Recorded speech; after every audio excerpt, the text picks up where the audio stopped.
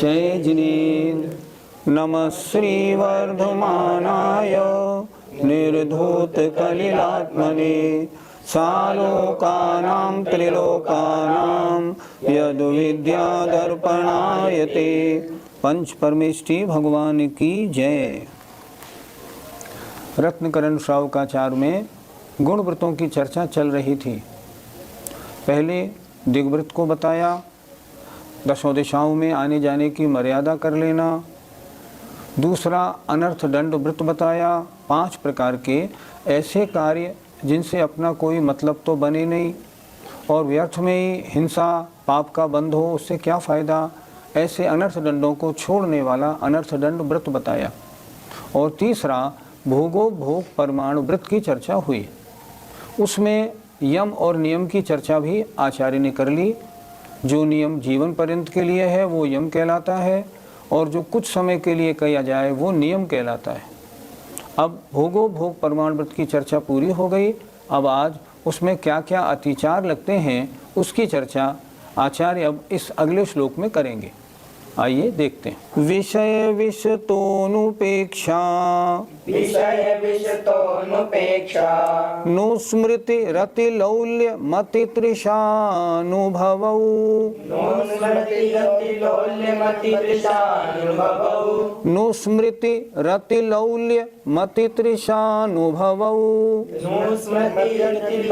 मति तृषानुभवौ भोगोपभोग परिमा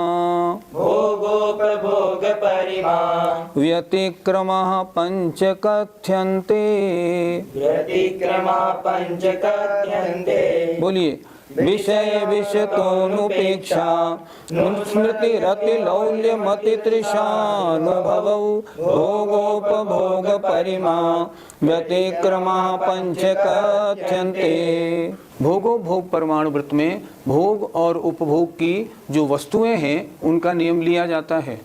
अब उन जो नियम तो ले लिया, लेकिन नियम लेने के बाद वस्तु को भोग लिया, लेकिन उसके बाद भी पंचेंद्रिय के विषय रूपी विष से उदासीनता उपेक्षा नहीं होना तो क्या चाहिए, ये भोगना भी अच्छा नहीं था, चलो भोगने में आ गया, आगे भोगने में ना मिले, परिणाम तो ऐसे बनने चाहिए।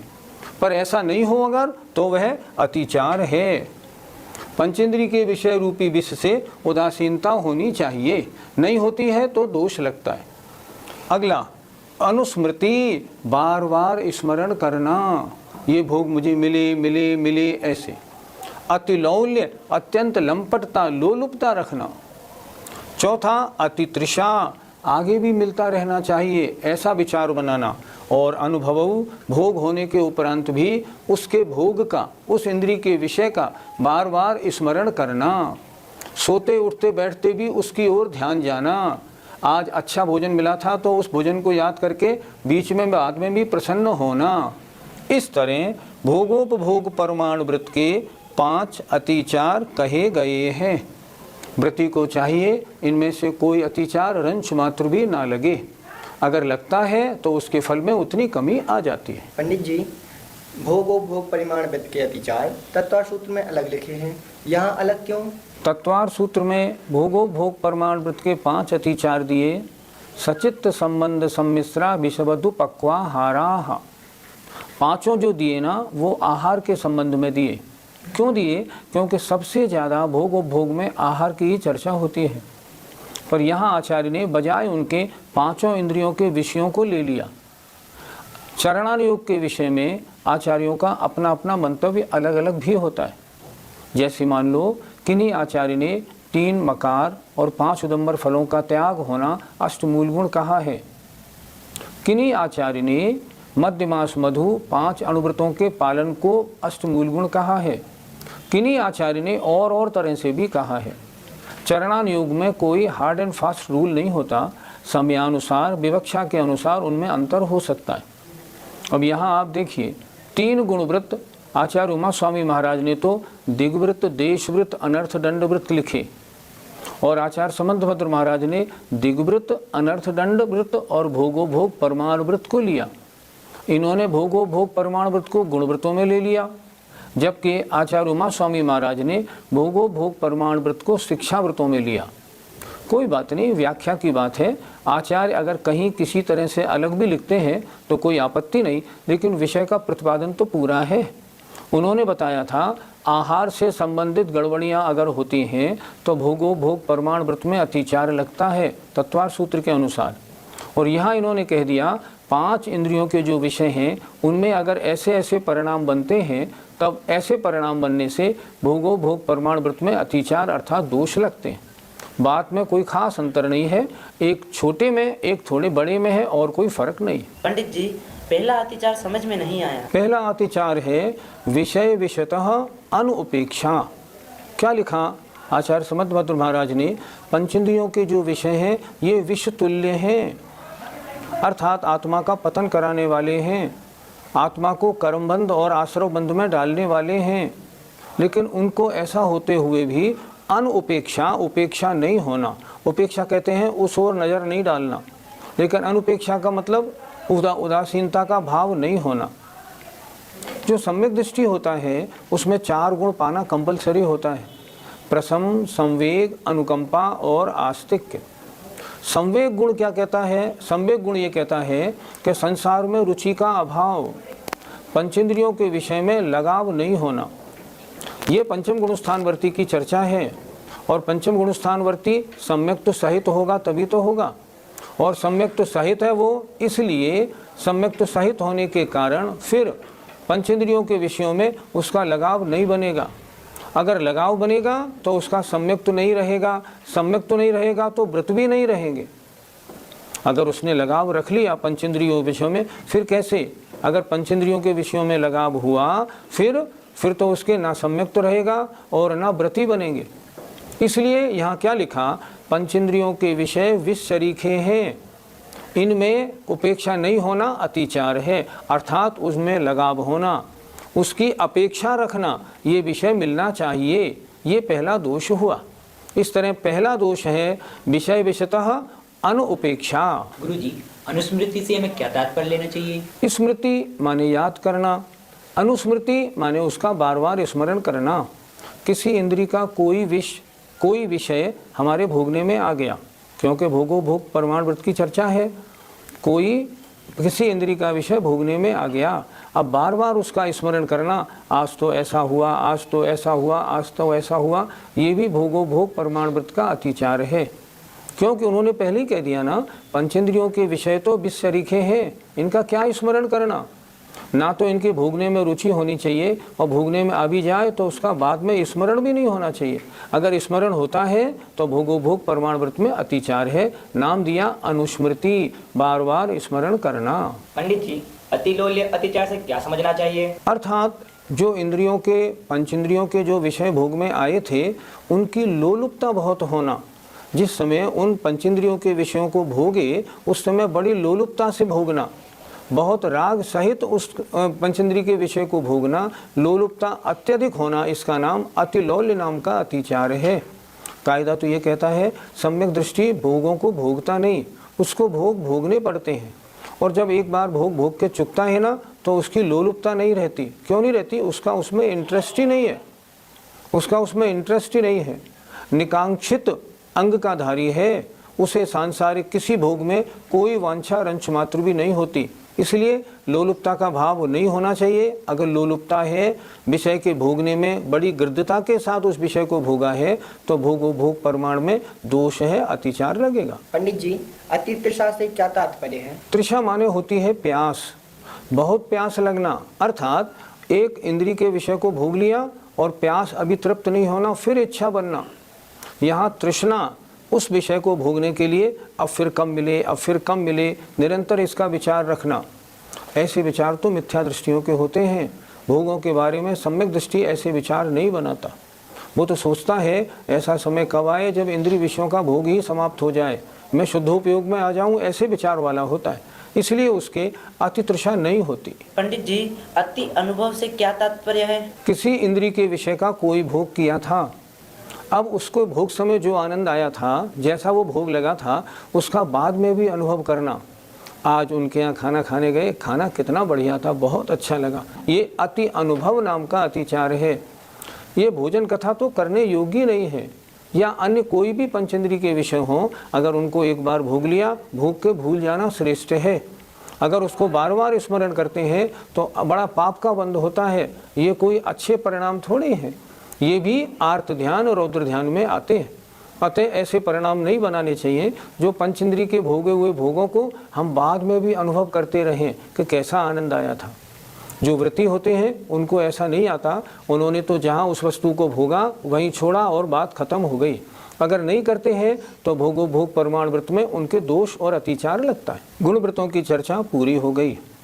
अब शिक्षा व्रतों के कितने प्रकार के हैं इसकी चर्चा प्रारंभ होती है। देशावकाशिकं वा सामयिकं प्रोषधोपवासो वा वैयावृत्यं शिक्षा व्रतानि चत्वारि श्रेष्ठानि। बोलिए, देशावकाशिकं वा सामयिकं प्रोषधोपवासो वा वैयावृत्यं शिक्षा व्रतानि चत्वारि श्रेष्ठानि। शिक्षा व्रत के 4 भेद इस श्लोक में बताए हैं।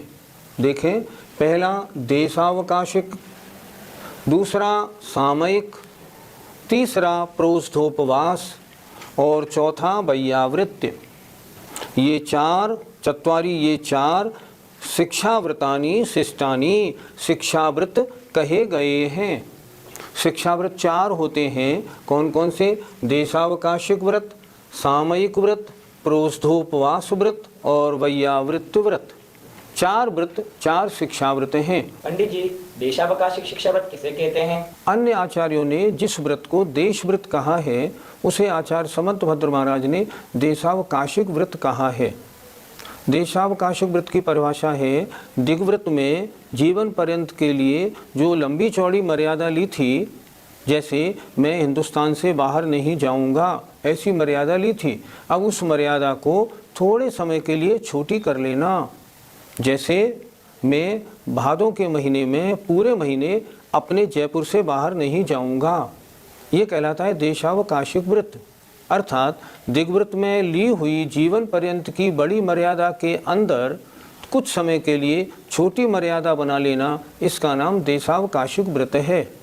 ये क्यों करता है श्रावक? इसलिए करता है ताकि उतने समय के लिए, मान लो पहले हिंदुस्तान भर की बात थी, अब उसने अपनी मर्यादा बना ली कि मैं 10 लक्षण पर्व में जयपुर से बाहर नहीं जाऊंगा, तो जयपुर से बाहर जितने भी 5 पाप या आरंभ आदि हैं उन सब से वो उतने समय के लिए बच जाता है। जैसे दिग्व्रत लिया तो दिग्व्रत लेने से शेष पूरे विश्व से उसका संबंध हट गया, और यहाँ आचार्य ने पहले कहा था वहाँ उसके व्रत महाव्रत जैसे हो जाते हैं। तो देशव्रत लेने से भी देशव्रत की मर्यादा के बाहर उतने समय के लिए उसके व्रत महाव्रत जैसे बन जाते हैं, क्योंकि उसने मनवचन काय कृतकार्यत अनुमोदना से छोटी मर्यादा बना ली, बड़ी मर्यादा में इतने दिन तक अपना संबंध नहीं रखा। इसे कहते हैं देशावकाशिक व्रत। पंडित जी, सामयिक शिक्षा से क्या तात्पर्य है? 2 प्रतिमा या इससे और अधिक प्रतिमाधारी जो श्रावक होता है उसके ये शिक्षाव्रत, गुणव्रत और अणुव्रत सब पाए जाते हैं। तो वो श्रावक कैसा होता है कि वो सुबह शाम 2 बार या दोपहर और मिला के 3 बार सामयिक करता है। सामयिक का मतलब सारे पापों का त्याग करके अपनी आत्मा के पास रहता है, अर्थात अन्य सांसारिक विकल्पों को छोड़ के आत्मचिंतन, आत्मस्वरूप की ओर दृष्टि लिए हुए रहता है। इसका नाम सामयिक शिक्षाव्रत है। अर्थात एक निश्चित समय बनाकर कितनी देर? कम से कम 2 घड़ी। 1 घड़ी का मतलब 24 मिनट। सामयिक शिक्षाव्रत में क्या करना पड़ेगा उस श्रावक को? कम से कम 48 मिनट सुबह और 48 मिनट शाम। सुबह सूर्योदय के आसपास और शाम को सूर्यास्त के आसपास 48 मिनट तक कम से कम। ज़्यादा करे तो 4 घड़ी 6 घड़ी और उत्कृष्ट है, लेकिन कम से कम 2 घड़ी तो वो सांसारिक सारे विकल्प, सारे पापों का, कषायों को दूर करके क्या करेगा? अपनी आत्मा के निकट रहेगा, आत्मगुणों का चिंतन करेगा, प्रभु स्मरण करेगा और सब तरफ से निर्विकल्प हो जाएगा। इसका नाम सामयिक शिक्षा व्रत है। पंडित जी, प्रोषधोपवास व्रत क्या होता है? प्रोषधोपवास 2 शब्दों से बना है, प्रोषध और उपवास। प्रोषद माने एकासन, उपवास माने पूरा उपवास रखना। अर्थात वो श्रावक जो प्रोषदोपवास व्रत का धारी है, जिसकी 2 प्रतिमा हो गई हैं, वो अष्टमी और चतुर्दशी 2 पर्व के दिनों में क्या करेगा? सप्तमी को एकासन, अष्टमी को उपवास और नवमी को एकासन। इसी तरह 13 को एकासन, एक बार भोजन, 14 का उपवास और आगे पूनों को या मावस को उस दिन एकासन करेगा। अगर इतना सामर्थ्यवान नहीं होगा तो क्या करेगा? अष्टमी 14 को उपवास रखेगा। इतनी सामर्थ्य भी नहीं हो तो क्या करेगा? तो अष्टमी 14 को एकासन तो जरूर ही करेगा। ये प्रोषदोपवास व्रत है। ऐसा करने से आत्मा में उपवास करने की सामर्थ्य प्रकट होती है। पंडित जी, वैयाव्रत शिक्षा व्रत का क्या स्वरूप है? आचार्य समंतभद्र के वैयाव्रत में हमें एक बात समझनी है। जैसे आचार्य उमा स्वामी महाराज ने 4था शिक्षा व्रत लिखा, अतिथि संविभाग व्रत। यहाँ समंतभद्र महाराज ने उसकी जगह लिखा वैयावृत्य। इन दोनों में अंतर क्या पड़ा? देखा जाए तो वैयावृत्य का दायरा थोड़ा बड़ा हो गया। अतिथि संविभाग में क्या था? अतिथि को अपनी संपत्ति, आहार आदि का उचित विभाग करके देना, इसका नाम अतिथि संविभाग व्रत है। लेकिन यहाँ वैयावृत्त में क्या लिया? वैयावृत्त को 2 तरह से आचार्य समंतभद्र महाराज ने कहा। पहली बात कही दान देना, दूसरी बात कही वृत्तियों की सेवा करना। अतिथि संविभाग में यद्यपि सेवा गर्भित हो जाती है, जैसे बने वैसे उसकी सेवा करना, पर वैयावृत्त में तो बहुत स्पष्ट हुआ।